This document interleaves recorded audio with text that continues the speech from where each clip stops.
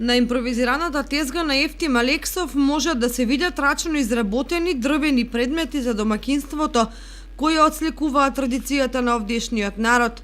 Муштерии има малку, но по некој ќе се задржи за да види што може да направат вештите раце на пензионерот кој се држи до народната залудно работи, залудно да седи. Многу слабо. Многу слабо. Дали ќе правам едно држале на сокалка. Повеќе занимација, да. Дово не се седи. Иначе од тоа нема ништо лепо. Нема друга работа, пензионер са више 40 години. Полепо. Како превозник, додека бил работно активен, патувал и научил по нешто од други народи. Ова идеја научих од Турчин, од Истанбул. Кога работе таму иде почесто и водат ме на ручок таму, турците. И да сакаваме некако тие, помалку говорам турски. И вика, аджи бабе, ајде шини ги дадем, вика, јемек, бадјава. Да избори ние го имам. Иде тамо кај куваро, убав човек, ракавици бели до тука се.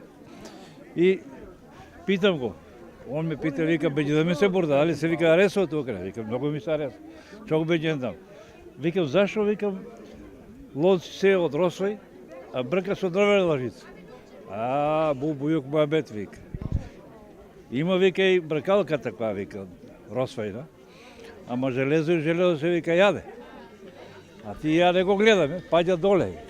Ама до години, вика, оно, тебе тука ќе те јаде, вика. И, значи, тоа исправно јасно. Заработувачка, како што самиот вели, нема, ама во секирчето, ножот и турпиите си го исполнува слободното време.